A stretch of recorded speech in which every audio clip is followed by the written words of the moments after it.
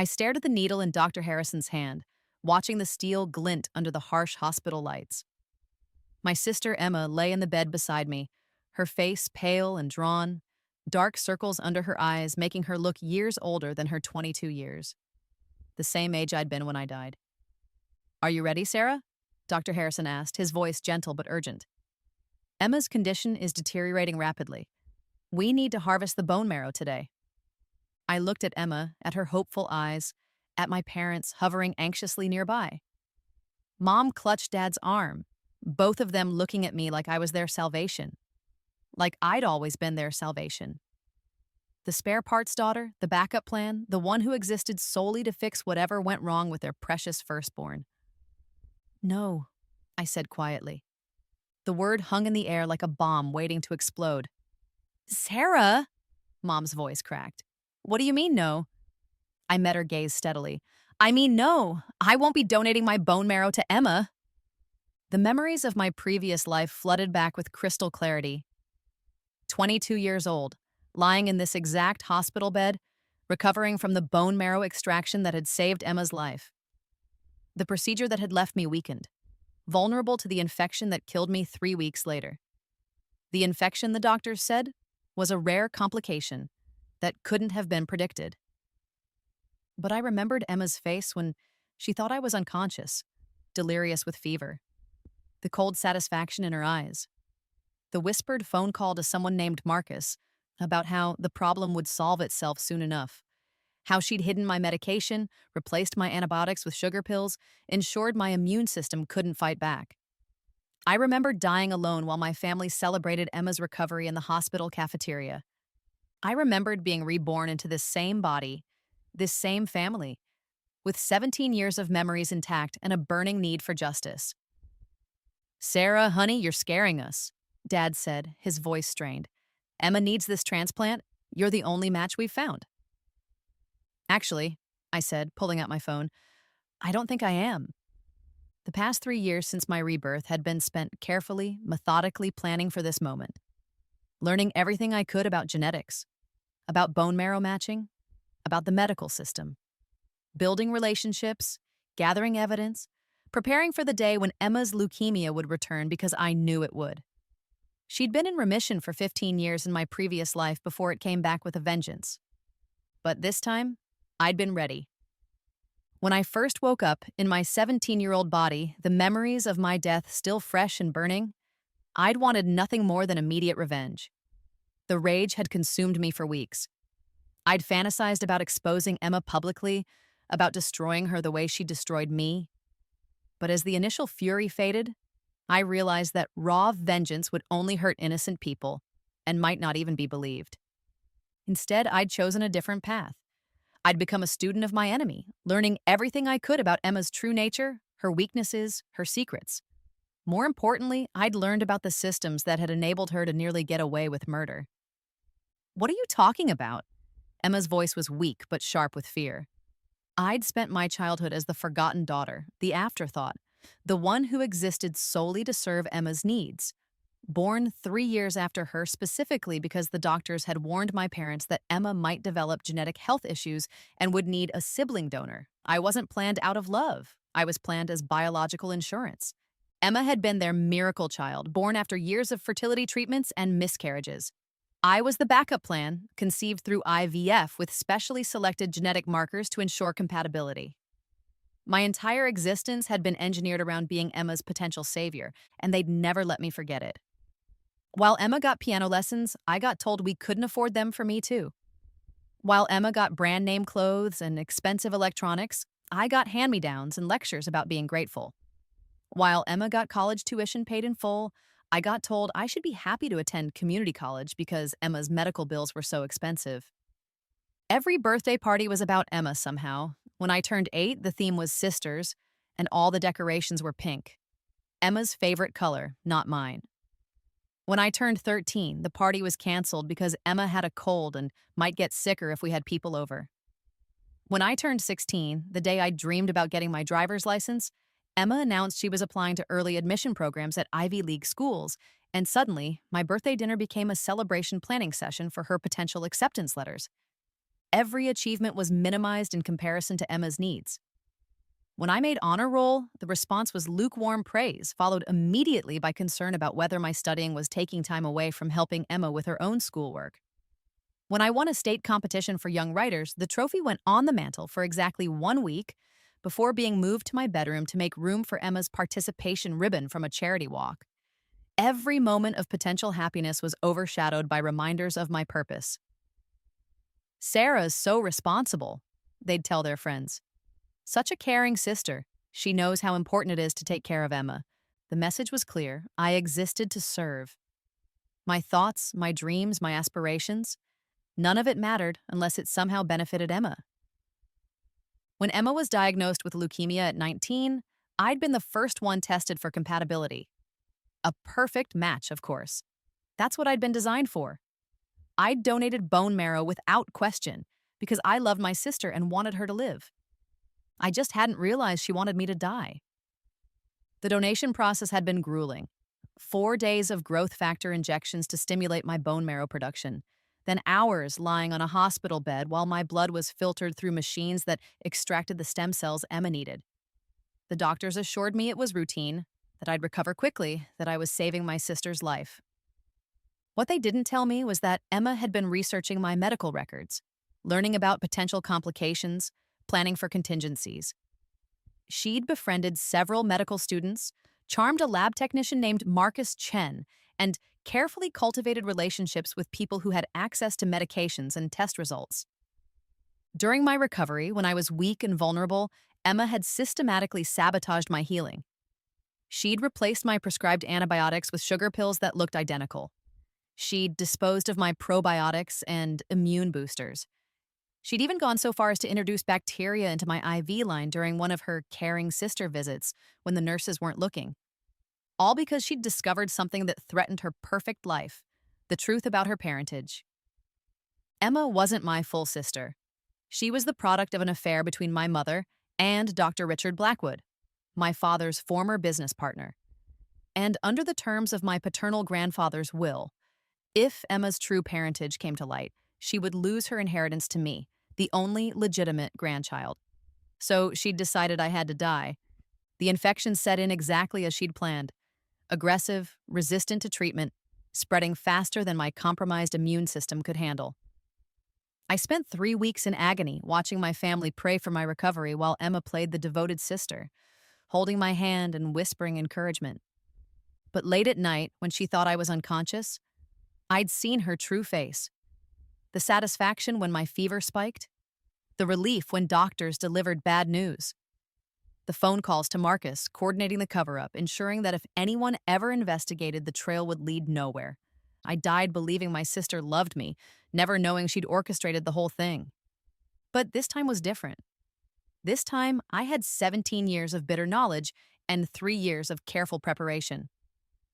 "I had some genetic testing done," I said, pulling up the results on my phone. "Through 23andMe, Ancestry DNA, a few other services. Fascinating stuff, really. Did you know that bone marrow compatibility is determined by human leukocyte antigens? HLA typing, they call it. And that for the best outcomes, you need a 6-marker match." Dr. Harrison frowned. "Sarah, we already tested you. You're a 6-marker match for Emma." "According to the test you ran when I was 17, yes. But here's the interesting thing about those particular tests." I scrolled through my phone, finding the email I'd been waiting 3 years to send. "They can be falsified, especially when the lab technician owes someone a very big favor." The first year after my rebirth had been the hardest. Learning to act like a normal teenager while carrying the memories of a 22-year-old who'd been murdered by her own sister. Pretending to love and trust Emma while planning for the day I'd destroy her. Maintaining relationships with parents who'd treated me as a spare parts donor while gathering evidence of their negligence. I'd started small. Computer classes in school led to advanced programming skills. Biology homework became an obsession with genetics and medical fraud. Creative writing assignments became practice for the elaborate deception I was planning. By my second year, I'd established contact with Marcus Chen. Not directly, of course, that would have been too obvious. Instead, I'd created an elaborate online persona, befriending him through gaming communities, building trust, learning about his gambling addiction and mounting debts. When the time was right, I'd offered him a way out. Not money, that would have left a trail. Instead, I'd provided him with inside information about sports betting, carefully calculated tips that allowed him to pay off his debts while thinking his luck had simply changed. In exchange, all I'd asked for was information about hospital procedures, about how test results could be manipulated, about the security flaws in the medical system. Marcus had been eager to help once he understood the scope of his own vulnerability. Because by the time I'd finished with him, I had recordings of all our conversations, documentation of his gambling, and evidence of his willingness to provide insider information. He was completely compromised, even if he didn't fully understand how.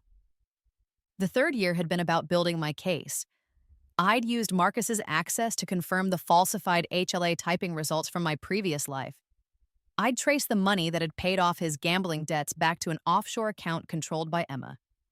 I'd documented every conversation, every transaction, every piece of evidence that proved the conspiracy. But I'd also done something else. I'd found Emma's real family. Dr. Richard Blackwood hadn't moved to Switzerland to advance his career, as my parents had told everyone. He'd fled to avoid the scandal of an affair with his business partner's wife. But he'd left behind more than just a secret daughter. He'd left behind 3 legitimate children who had no idea Emma existed. Through careful genealogy research and DNA matching services, I'd identified David, Rebecca, and Michael Blackwood, Emma's half-siblings. More importantly, I'd confirmed that at least 2 of them were perfect HLA matches for Emma. The irony was delicious. Emma could get the bone marrow transplant she needed, but only by acknowledging the truth about her parentage that she'd killed me to hide. Mom's face went white. "What are you saying?" "I'm saying that Marcus Chen, the lab tech who processed my original HLA typing, has a gambling problem. Had a gambling problem anyway. Owed some very dangerous people a lot of money 3 years ago. Interesting how his debts got paid off right around the time my test results came back as a perfect match for Emma." The room fell silent except for the steady beep of Emma's heart monitor. "That's impossible," Dad said, but his voice lacked conviction. "Is it?"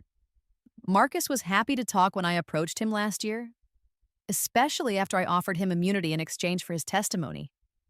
"See, I've been working with the FBI on a little healthcare fraud investigation.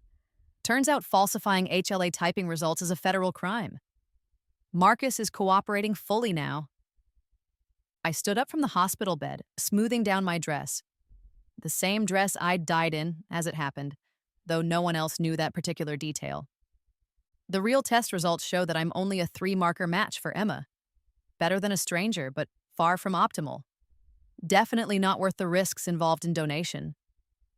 Emma's breathing was becoming labored. "Sarah, please, you're my sister. You have to help me." "I am helping you," I said calmly, "by not subjecting you to a suboptimal transplant that could fail and leave you worse off than before. The real question is, why did you need the test results falsified in the first place?" I could see the moment understanding dawned on their faces. The moment they realized I knew. See, I did some more digging into our family history. Lots of interesting things in those genetic databases. Turns out that when you upload raw DNA data, you can find all sorts of relatives you never knew you had. I pulled up another screen on my phone. Like Emma's biological father. Mom made a choking sound. Turns out Emma is only my half-sister. Different fathers. Which explains why we're such a poor HLA match. I looked directly at Mom. It also explains why you were so desperate to make it seem like we were compatible. Because if Emma's real family got involved, they might actually be able to help her. And then everyone would know the truth about your affair. The silence in the room was deafening. "Sarah," Dad whispered, "what are you talking about?" "I'm talking about the fact that Emma's biological father is Dr. Richard Blackwood, your old business partner, Dad.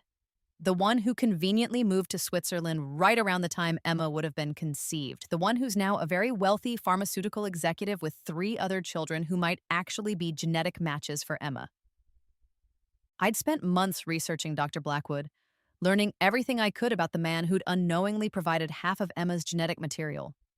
What I'd discovered was a brilliant scientist who'd built a pharmaceutical empire in Europe, specializing in breakthrough treatments for genetic diseases. He'd also built a family 3 children with his wife, all of them in their 20s now, all of them accomplished in their own right. David Blackwood was a medical student at Oxford, specializing in hematology. Rebecca was completing her PhD in bioethics at Cambridge. Michael was a researcher at a cutting-edge genetics lab in Geneva.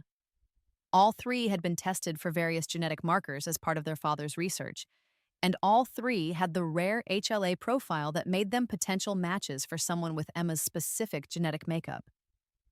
Dr. Blackwood himself had never forgotten the affair with my mother. In fact, he'd suspected for years that he might have a child from that relationship. When I'd finally reached out to him, using a carefully crafted email that hinted at family connections without explicitly stating the situation, he'd been eager to help. My father always wondered, David had told me during our first video call. He's carried the guilt of that affair for decades. If Emma is his daughter, he wants to do right by her, regardless of the circumstances. Emma was staring at me with a mixture of horror and rage. You're lying. Am I? I pulled up a genealogy chart on my phone. DNA doesn't lie, Emma. I've been in contact with the Blackwood family for the past year. Very nice people.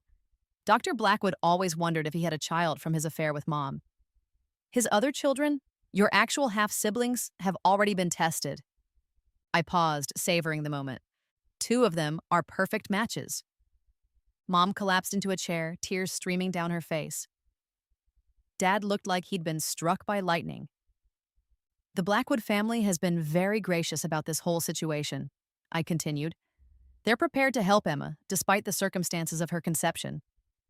Dr. Blackwood feels responsible, and his children are actually excited to have a sister.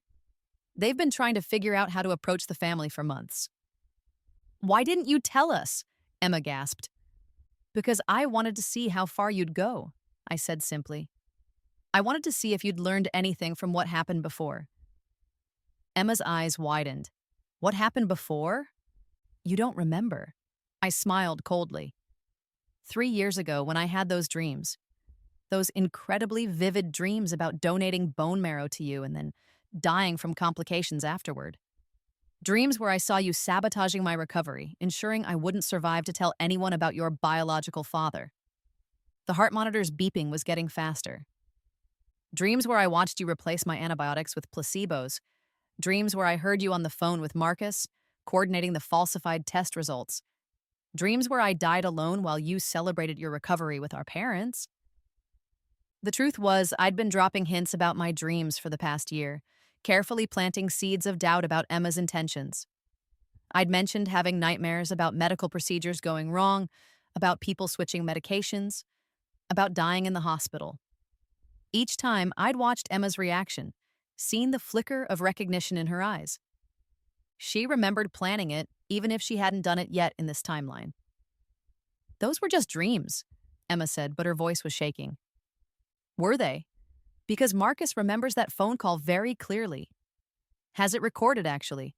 Insurance policy, he called it. Amazing how people keep evidence of their crimes, isn't it? I walked over to Emma's bedside, looking down at her with years of suppressed anger finally finding its voice. You tried to murder me, Emma. In another life, you succeeded.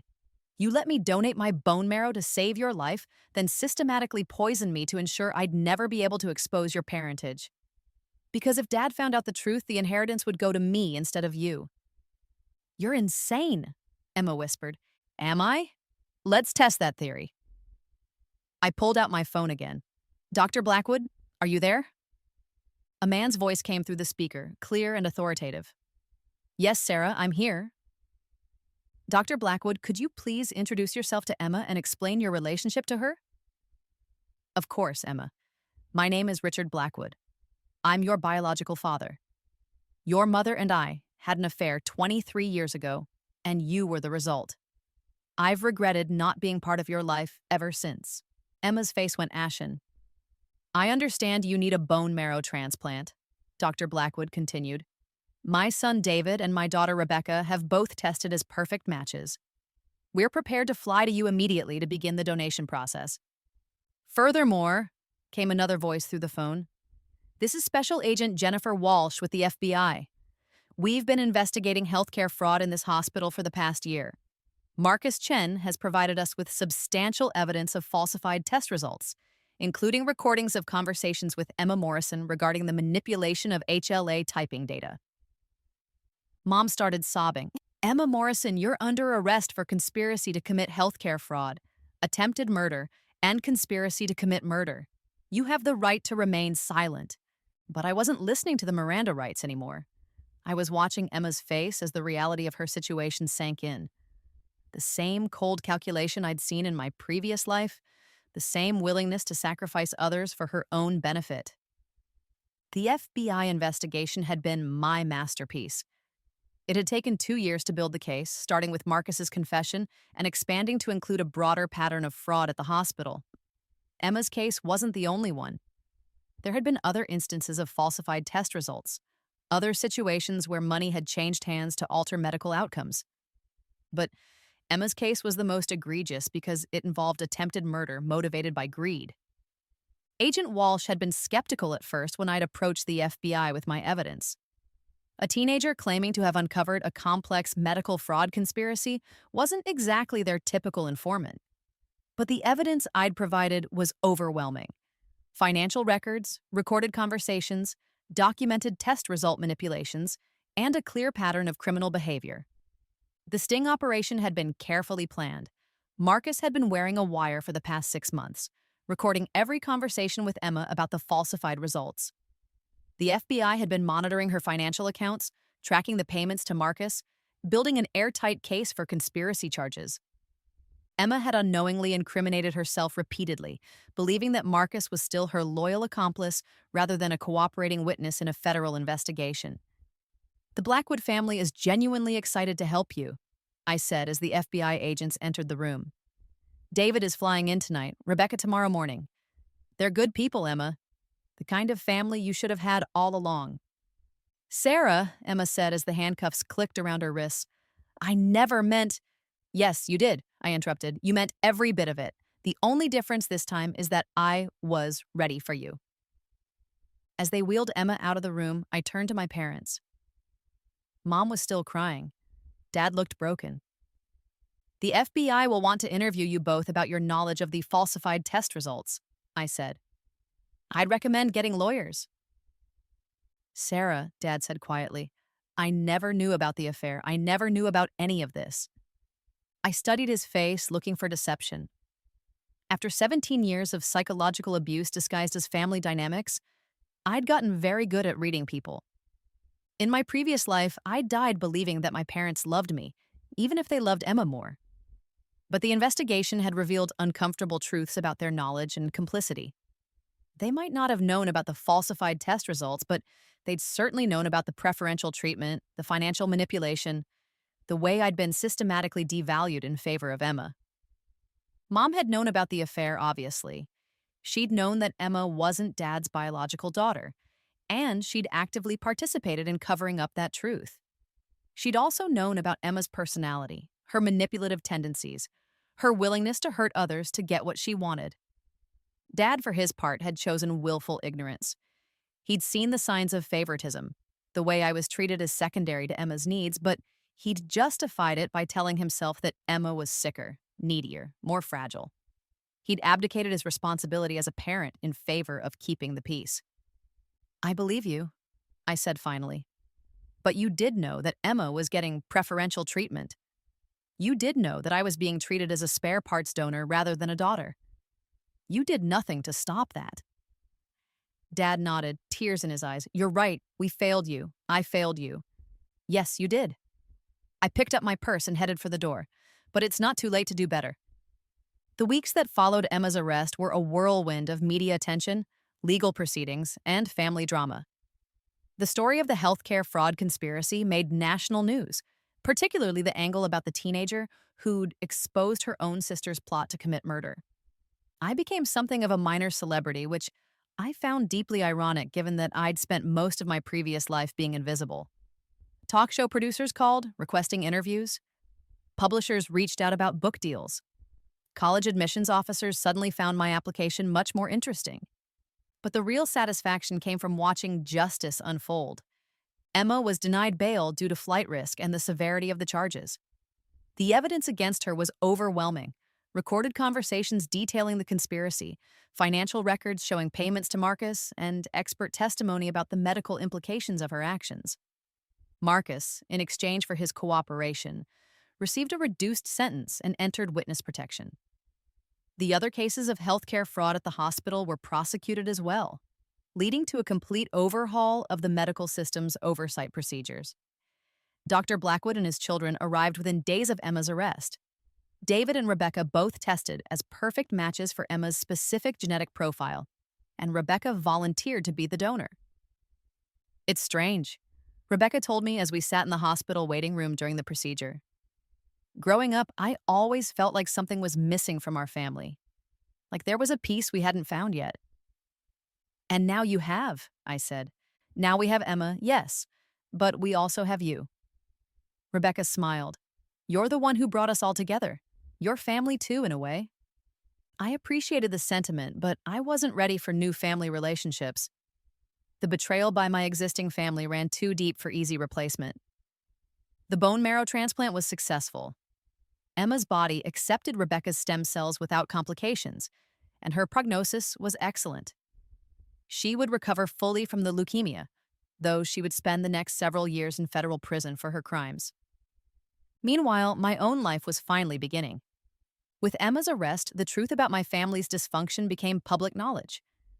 Child Protective Services opened an investigation into my parents' treatment of me, though at 20, my actual age, despite my teenage body, I was technically an adult and could make my own decisions.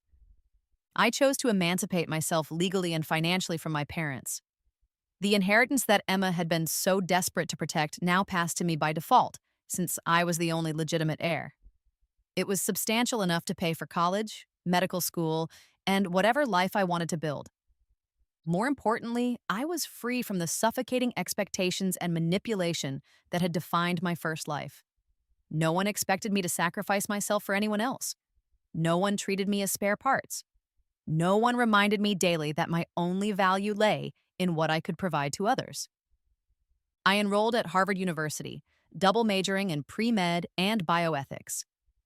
My personal statement about healthcare fraud and family dynamics had apparently made quite an impression on the admissions committee. My professors were impressed by my unusual maturity and insight into medical ethics, though they attributed it to my experiences as a whistleblower rather than my memories of being murdered. 3 days later, I sat in a coffee shop near Harvard Square waiting for David and Rebecca Blackwood. They'd driven down from their hotel in Boston to meet with me before flying back to Europe. She's recovering well from the transplant, David said, as he settled into his chair with a cup of coffee.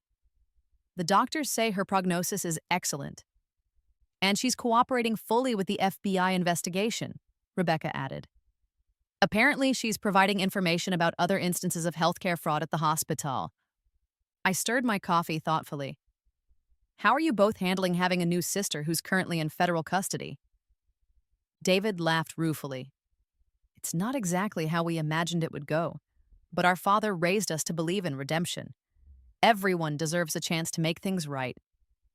She's going to prison, I pointed out. For a while, yes, Rebecca said, but not forever. And when she gets out, she'll have a family who actually wants her around. That has to count for something. I thought about Emma recovering in a hospital room with FBI guards outside her door. The irony wasn't lost on me. She was finally getting the bone marrow transplant she needed from her actual genetic family, the people who should have been in her life all along. What about you? David asked. What are your plans now? I smiled, thinking about the acceptance letter I'd received the week before. I got into Harvard Medical School, full scholarship. Turns out excellent MCAT scores and a compelling personal statement about healthcare fraud can really make an application stand out. You're going to be a doctor? Rebecca looked impressed. Oncologist specifically. I want to help people like Emma, but the right way. No falsified records, no family manipulation, just good medicine and honest treatment. My phone buzzed with a text from Dad. He'd been checking in regularly since the arrest, trying to rebuild some kind of relationship with me. It was slow going, but he was making an effort. The message read, Sarah, your mother and I have been talking. We want to set up a college fund for you, separate from the inheritance. We know we can't undo the past, but we want to support your future. Please let us know if you're willing to discuss this. I showed the message to David and Rebecca. How's your relationship with your parents? David asked. Complicated, I admitted. They're in therapy, both individual and couples counseling. Mom's dealing with the guilt of the affair and the years of preferential treatment. Dad's trying to understand how he missed so many warning signs. And you? I'm processing. I've got my own therapist. It helps to talk to someone who understands trauma recovery. What I didn't mention was that my therapist was one of the few people who knew the whole truth about my rebirth experience. Dr. Patricia Morgan specialized in what she called extraordinary psychological phenomena, cases that didn't fit neatly into conventional psychiatric categories. She'd listened to my story without judgment, helped me work through the complex emotions of having lived through my own murder and rebirth. Together, we'd developed strategies for managing the anger, the desire for revenge, the difficulty of maintaining relationships when you had memories of people's worst actions. The important thing, Dr. Morgan had told me in our last session, is that you chose justice over vengeance. You used your knowledge to prevent harm and expose wrongdoing rather than simply causing pain in return. It was true. I could have destroyed Emma in any number of ways, exposed her publicly, ruined her reputation, made her suffer the way she'd made me suffer. Instead, I'd chosen a path that would ultimately help her while ensuring justice was served. We should probably head back, Rebecca said, checking her watch. Our flight leaves in a few hours. Will you stay in touch? I asked. Of course, David said. You're part of this story now, part of our family, in a way. As they gathered their things to leave, Rebecca turned back to me. Sarah, can I ask you something? Sure. How did you know? About the affair, about Emma's parentage, about all of it? You're 20 years old, but you investigated this like someone with years of experience. I considered how to answer. The truth, that I'd lived through being murdered by Emma and been reborn with full memories, wasn't exactly believable. I had dreams, I said finally. Very vivid dreams about what might happen if I donated bone marrow to Emma. In the dreams, she tried to kill me afterward. I couldn't shake the feeling that they meant something, so I started investigating. Rebecca and David exchanged glances. Dreams can be powerful, David said diplomatically. Sometimes our subconscious picks up on things our conscious mind misses. Maybe, I said. Or maybe I just got lucky. After they left, I walked across Harvard Yard, thinking about the strange trajectory of my life. In my first existence, I died at 22, never having lived for myself, never having pursued my own dreams. I'd been so focused on serving others that I'd never even figured out what I wanted from life. Now, at the same age but with a new beginning, I had unlimited possibilities. Medical school, a career in oncology, maybe research into genetic diseases. I could help people the way I'd never been helped. I could be the advocate I'd never had. 6 months later, I was deep into my first semester of medical school when I received a letter from Emma. It was the first communication I'd had from her since her sentencing. Dear Sarah, it read, I know I have no right to contact you, and I'll understand if you don't respond. But I wanted you to know that I've been thinking about what you said, about dreams and second chances. I've been in therapy here, working through my motivations and actions. My therapist says I show signs of antisocial personality disorder, that my ability to manipulate and harm others was likely present long before the leukemia diagnosis. The cancer didn't make me evil. It just gave me an excuse to act on impulses I already had. I remember planning to hurt you. I remember being jealous of the attention you got when you were helping me. I remember resenting that you existed at all because your existence reminded me that I wasn't really Dad's daughter. I don't expect forgiveness. I don't even deserve to be writing this letter. But I wanted you to know that I remember what I was planning to do, and I'm grateful that you stopped me. Not because I avoided prison. I deserve to be here. But because you prevented me from becoming a murderer. The Blackwoods visit every week. They've been more of a family to me in 6 months than our parents were in 20 years. David is teaching me about genetics and medical ethics. Rebecca is helping me understand the impact of my actions on the healthcare system. Dr. Blackwood talks to me about responsibility and redemption. They make me want to be better. You made me want to be better. I know you're studying to be a doctor. I think that's perfect. You've always been the one who actually cared about helping people. When I get out of here, I want to work in healthcare advocacy, helping families navigate the system honestly. I want to spend the rest of my life making sure no one else goes through what you went through. Thank you for giving me the chance to be something other than a monster. Your sister, if you'll still claim me, Emma. I read the letter twice, looking for signs of manipulation, for hidden agendas, for the calculating mind I'd known in my previous life. But all I found was what seemed like genuine remorse and a determination to change. Maybe people could change. Maybe even Emma could become someone worthy of the mercy I'd shown her. 2 years later, I was in my second year of medical school when I got a call from Rebecca Blackwood. Emma's being released next week, she said. She's been accepted to a program at Johns Hopkins to study healthcare administration with a focus on patient advocacy. That's wonderful news. She wanted me to ask if you'd be willing to see her. Not to rebuild a relationship necessarily, but just to, I don't know, close the circle somehow. I thought about it. My life had moved forward dramatically since Emma's imprisonment. I'd excelled in medical school, built strong friendships, even started dating someone, a fellow medical student named James, who knew my whole story and loved me anyway. I'd also reconnected with Dad, who had divorced Mom and spent the past 2 years in intensive therapy, dealing with his own issues around favoritism and family dynamics. Mom and I were still largely estranged. Her betrayal ran too deep for easy forgiveness, but we were civil when necessary. I'll think about it, I told Rebecca. A week later, I sat in the same coffee shop where I'd first met David and Rebecca, waiting for Emma. She looked different, older, more thoughtful, less of the entitled princess I'd grown up with. Thank you for coming, she said as she sat down. How are you adjusting? It's surreal. The world changed a lot in 2 years. Emma smiled ruefully. I missed smartphones getting even smarter, apparently. And everyone's talking about artificial intelligence now. We made small talk for a while.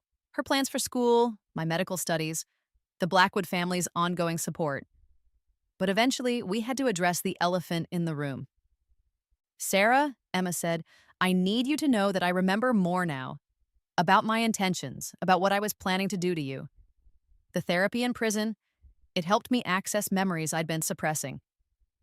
I set down my coffee cup.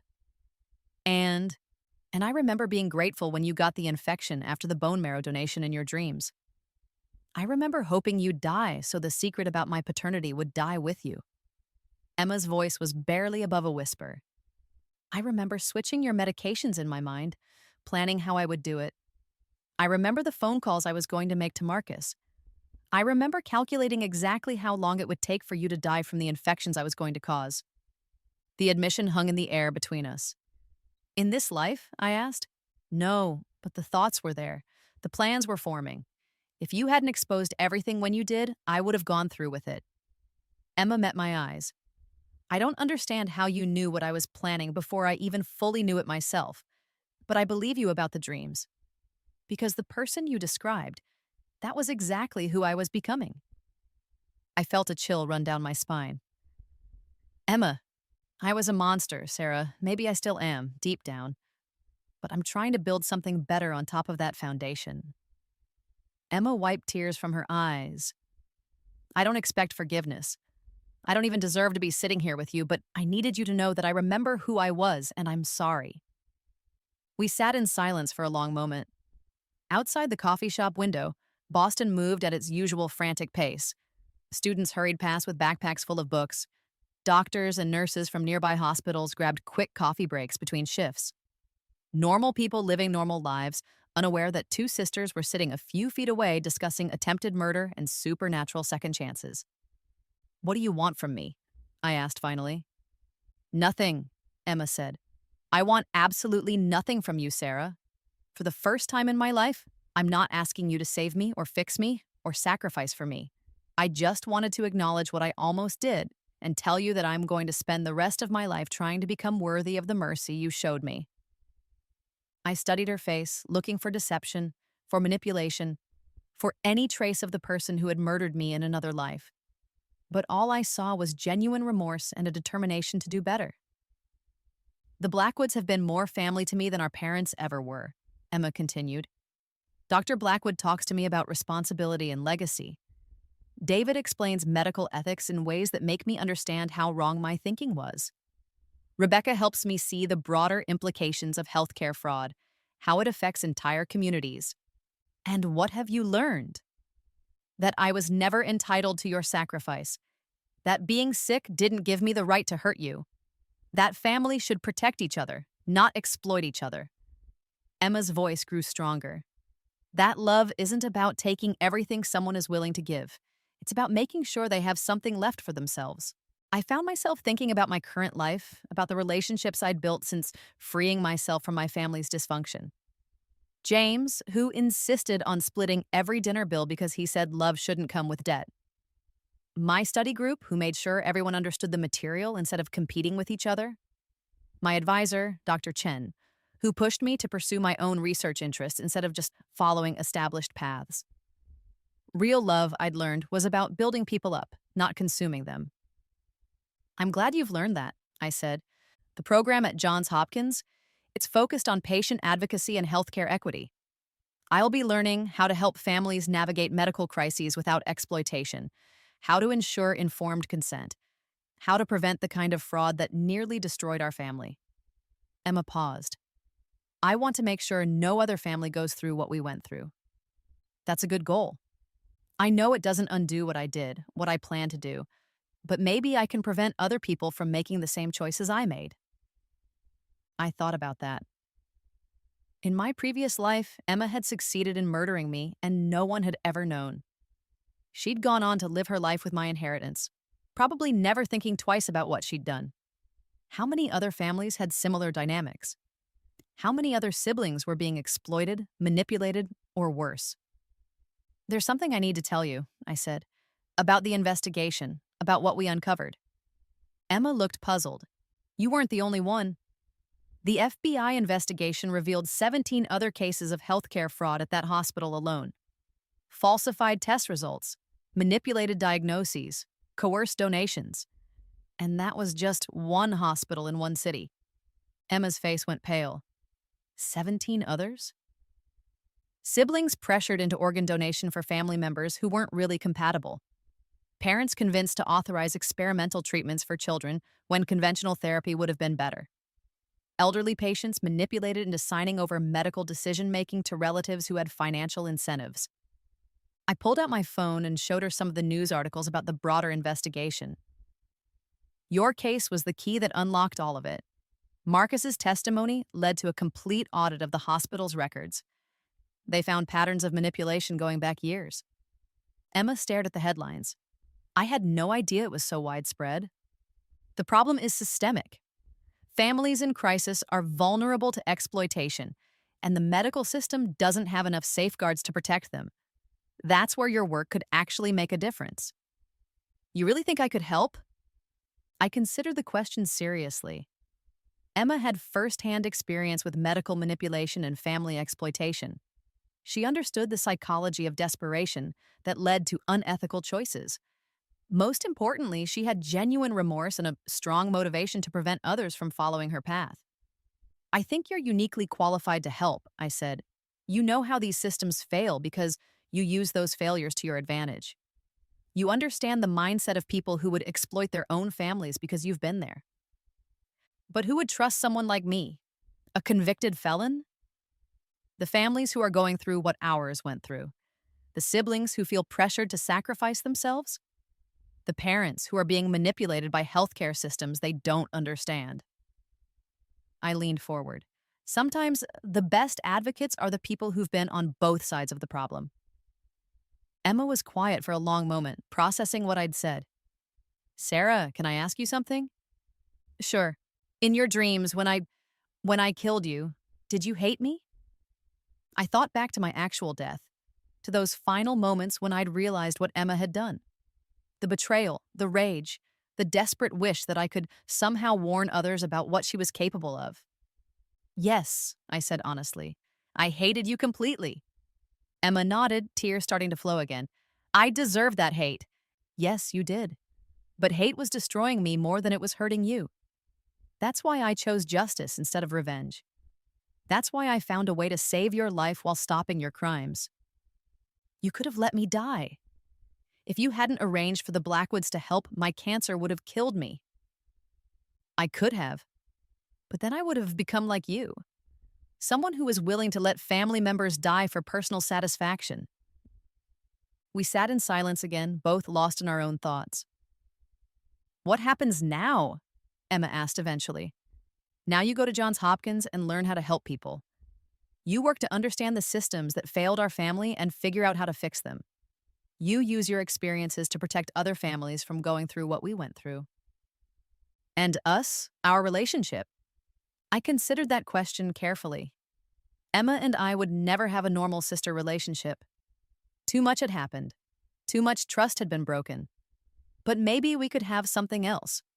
A partnership in making sure other families didn't suffer the way ours had. I don't know, I said honestly. I don't think we can be sisters the way most people understand that word, but maybe we can be allies in the work that needs to be done. Emma nodded slowly. I'd like that. I'd like to be worthy of that someday. As I left the coffee shop that day, I felt something I hadn't expected. Hope. Not that Emma and I would ever have a normal relationship, but that she was genuinely changing, genuinely learning from her mistakes. 6 months later, I received an email from Emma with the subject line, First Quarterly Report. Sarah, it read, I wanted to update you on the work I've been doing at Johns Hopkins. Our patient advocacy program has successfully identified and prevented 23 cases of healthcare fraud in the past 6 months, including 4 instances of coerced organ donation and 7 cases of falsified test results. We've also implemented new protocols for family counseling during medical crises, ensuring that all family members understand their rights and options before making donation decisions. The program is being studied as a model for other hospitals across the country. I think of you every day when I do this work. Thank you for showing me that there was a better way to use my experiences than just hiding from them. I hope medical school is going well. I saw the article about your research into genetic markers for cancer susceptibility. Congratulations on getting published as a second-year student. That's incredible. Your ally, I hope, Emma. Attached to the email were reports detailing the specific cases Emma's team had worked on. Families who had been saved from making devastating decisions based on false information. Siblings who had been protected from exploitation. Patients who had received appropriate treatment instead of being manipulated for financial gain. Emma was keeping her promise. She was using her dark knowledge to protect others instead of exploiting them. I wrote back, Emma, this is incredible work. You're making a real difference. I'm proud of what you're building. Keep me updated on your progress, Sarah. It wasn't forgiveness exactly. The word didn't quite capture the complex mix of emotions I felt toward my sister, but it was something else. Acknowledgement, respect for her efforts, and hope for continued growth. 3 years later, Dr. Sarah Morrison was in her final year of medical school when she received an invitation that changed everything. Dr. Morrison, the letter read, you are cordially invited to speak at the National Conference on Healthcare Ethics and Family Dynamics. Your research on genetic manipulation and your advocacy for patient rights have made you a leading voice in the field. We would be honored to have you deliver the keynote address on justice, mercy, and medical ethics, lessons from the Morrison case. The Morrison case. That's what they were calling it now. The healthcare fraud investigation that had started with Emma's arrest and expanded to expose systematic corruption in medical institutions across the country. My name was attached to it as the whistleblower who had exposed the initial crime, though most people didn't know the full story of how I'd acquired my knowledge. I was hesitant to accept the speaking engagement. Standing up in front of hundreds of medical professionals and talking about my family's dysfunction wasn't exactly appealing. But my advisor, Dr. Chen, convinced me that it was important. You have a unique perspective, she told me. You've been on both sides of medical exploitation, as a victim and as someone who stopped it. Your voice could help prevent other families from going through what yours did. So I accepted. The conference was held in Chicago, at a massive convention center filled with doctors, nurses, researchers, and healthcare administrators from around the world. I'd spoken at smaller conferences before, but never to an audience this large or this influential.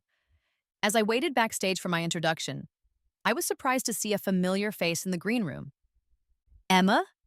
She looked professional in a navy blue suit, her hair pulled back in a neat bun. She'd put on weight since her release from prison. Healthy weight that made her look less gaunt and more alive. Hi, Sarah. I'm speaking on the patient advocacy panel this afternoon. I didn't know you'd be here. I wasn't sure if you'd want me to tell you. I know our relationship is complicated. I studied her for a moment.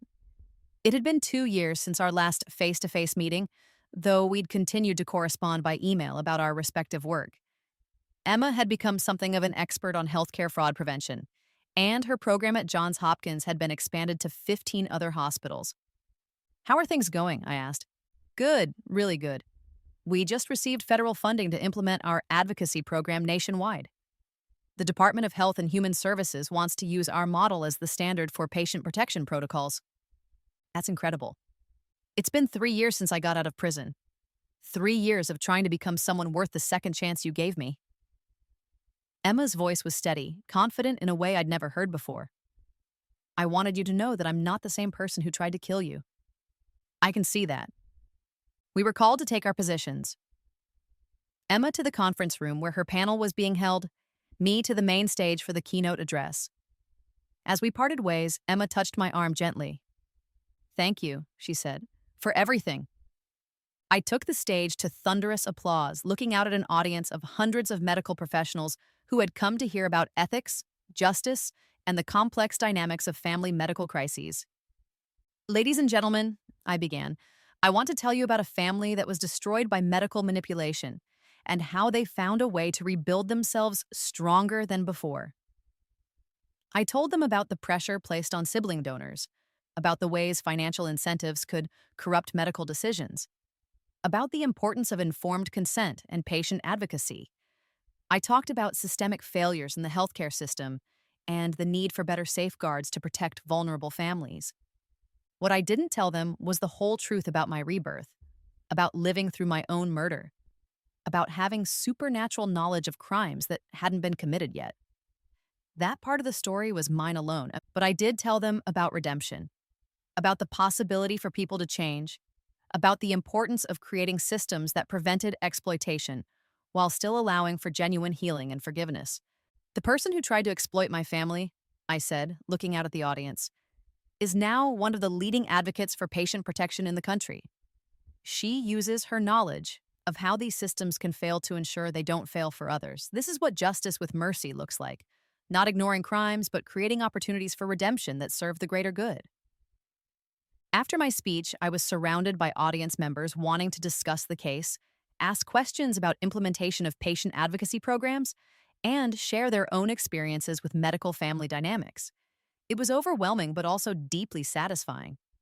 These were people who could actually make changes, who could implement the kinds of protections that might have saved my first life.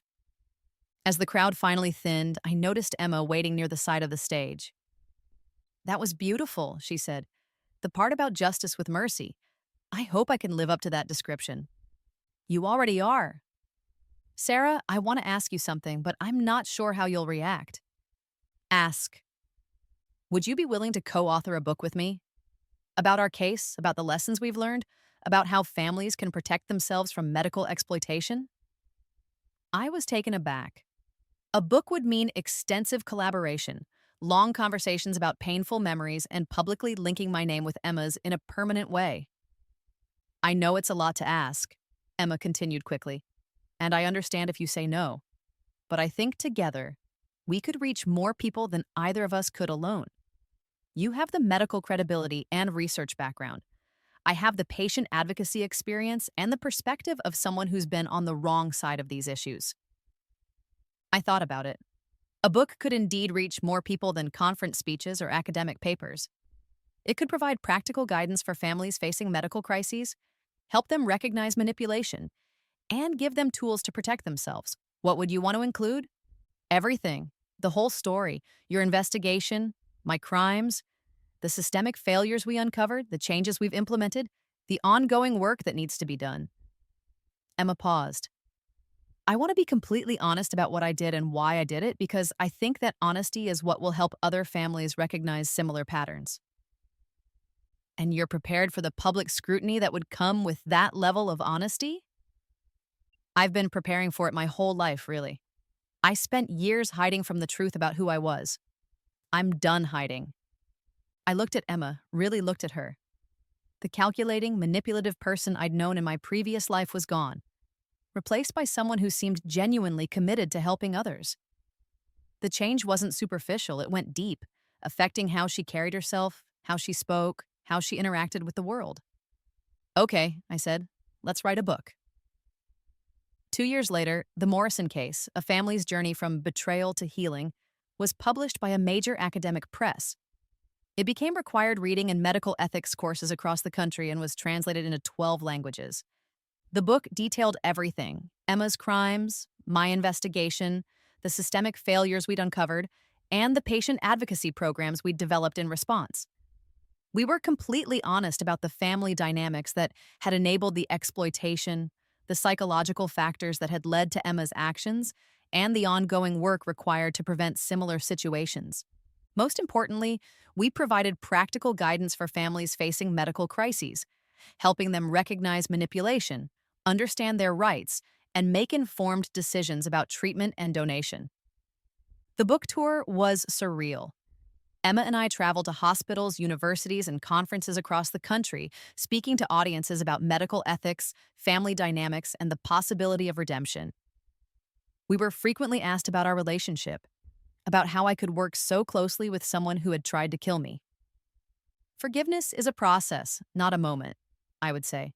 And sometimes the most meaningful form of forgiveness is creating opportunities for people to become better than they were. Emma would add, I can't undo what I did or who I was, but I can make sure that my experiences prevent others from making similar choices. The success of the book led to other opportunities. I was offered positions at several prestigious hospitals, ultimately choosing to complete my residency at Massachusetts General Hospital with a focus on pediatric oncology. Emma was recruited by the Department of Health and Human Services to lead a national initiative on patient advocacy and healthcare fraud prevention. 5 years after the book's publication, I was an attending physician at Boston Children's Hospital when I received an unexpected call. Dr. Morrison, this is Dr. Michael Blackwood. It took me a moment to place the name, Emma's half-brother, the researcher in Geneva. Michael, how are you? I'm well, thank you. I'm calling because I wanted to let you know about something exciting. We've been using the patient advocacy protocols you and Emma developed here in Europe, and the results have been remarkable. That's wonderful to hear. But that's not why I'm calling. Sarah, we've been working on a research project that I think you'd find very interesting. We're studying genetic markers associated with unusual memory phenomena, cases where people have vivid, detailed memories of events that may not have happened in their timeline. I felt my heart skip a beat. What kind of events? Medical procedures, family interactions, significant life experiences that people remember clearly, but that don't match documented history. We're finding that these memories often contain accurate medical or psychological insights that the person shouldn't have been able to know. That sounds fascinating. We think it might be related to genetic variations that affect memory formation and temporal perception. Very rare, very poorly understood, but potentially very important for understanding consciousness and memory. I was quiet for a moment, processing the implications. Sarah, your medical records show some unusual genetic markers. And given your uncanny ability to predict and prevent the healthcare fraud in your family's case, we wondered if you might be willing to participate in our study. What would that involve? Genetic testing, brain imaging, detailed interviews about your memory experiences, completely confidential, completely voluntary. But if our hypothesis is correct, you might be able to help us understand a phenomenon that could have profound implications for medicine and psychology. I thought about my rebirth experience, about the memories I carried from a life that had ended and begun again. For years, I'd kept that knowledge to myself, shared only with Dr. Morgan in the safety of therapy sessions. Can I think about it? Of course, take all the time you need. But Sarah, if you do have the kind of memories we're studying, you're not alone. And understanding how they work could help other people who are struggling with similar experiences. After I hung up, I sat in my office for a long time, thinking about the possibility that I wasn't unique, that other people might have similar experiences of living multiple timelines or carrying memories from alternate lives. The idea was both comforting and terrifying. Comforting because it meant I wasn't insane, that there might be a scientific explanation for what I'd experienced. Terrifying because it suggested that the universe was far stranger and more complex than most people realized. I picked up my phone and called Emma. Sarah, this is a surprise. How are you? I'm good. Emma, did Michael Blackwood contact you about a research study? Yes, actually. Something about unusual memory phenomena. He wants to interview me about my memories of planning things I never actually did. Emma paused. Sarah, do you think there's something to it? The idea that some people can remember events from alternate timelines? I don't know, but I think it might be worth finding out. Are you going to participate? I think so. Are you? Yes. If there's even a chance that understanding this could help other people, I think we have an obligation to contribute to the research.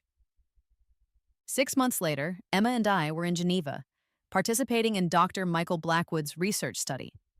The testing was extensive: genetic analysis, brain imaging, psychological evaluations, and hours of interviews about our memory experiences. The results were fascinating. Both Emma and I showed genetic variations in areas associated with memory formation and temporal perception.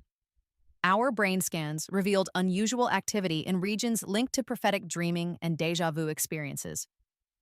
Most importantly, our detailed memories of alternate events contained medical and psychological information that we shouldn't have been able to know. What we're seeing, Dr. Blackwood explained, suggests that some individuals may have a genetic predisposition to access memories or information from alternate timelines or parallel experiences. It's not telepathy or supernatural ability, it's more like a form of quantum memory entanglement.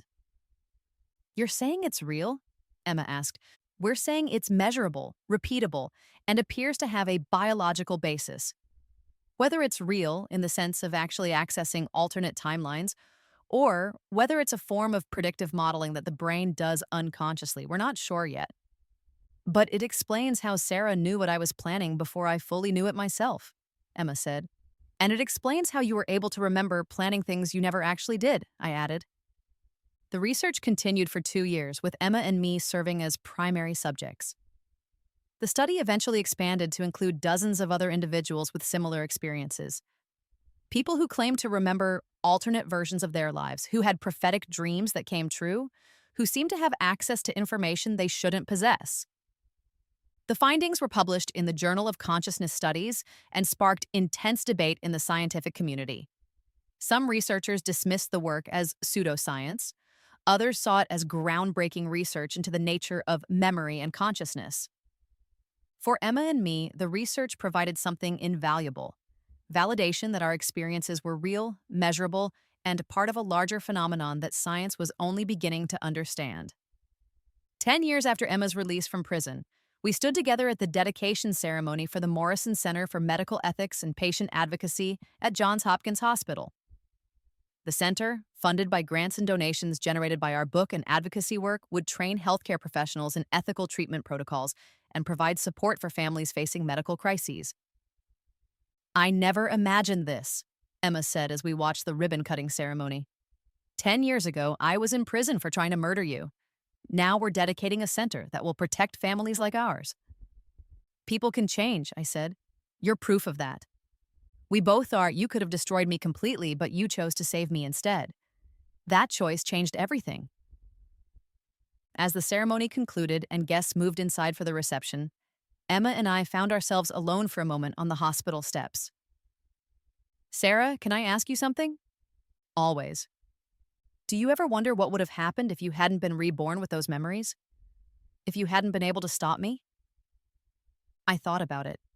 In that alternate timeline, Emma would have successfully murdered me, inherited our family's wealth, and never faced consequences for her actions. She would have lived her life as a killer, probably escalating to other crimes over time. I think you would have become something terrible, I said honestly. And I think our family would have been destroyed by secrets and lies. And now you're saving other families from going through what we went through. You've built something meaningful from the worst parts of your nature.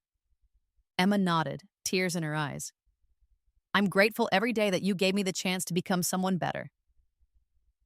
As we walked into the reception together, I reflected on the strange journey that had brought us here. From murder victim to medical student to advocate for change. From would-be killer to convicted felon to patient rights pioneer. We weren't sisters in any traditional sense. The trust that had been broken between us could never be fully repaired, but we had become something else. Partners in ensuring that no other family would suffer the way ours had, allies in the fight against medical exploitation and systematic abuse. Most importantly, we had become proof that even the worst betrayals could be transformed into forces for good, that justice and mercy could coexist, and that people could change if given the right opportunities and incentives. As I watched Emma speak to a group of young medical students about the importance of patient advocacy, I felt something I hadn't experienced in either of my lives: peace. Not the peace of the innocent, but the peace of someone who had faced the worst of human nature and found a way to transform it into something better. The Morrison Center would train thousands of healthcare professionals over the coming years. The patient advocacy protocols we'd developed would be implemented in hospitals around the world. The book we'd written would continue to educate families about their rights and protections. But more than any of that, Emma and I had proven something important: that even the darkest family dynamics could be healed, that even the most broken relationships could be rebuilt into something useful, and that justice with mercy was not just an ideal, but a practical approach to creating meaningful change. I had been murdered by my sister and reborn with the knowledge to stop her from doing it again. Instead of using that knowledge for revenge, I had chosen to use it for redemption, both hers and mine. It was, I thought, the best possible use of a second chance at life.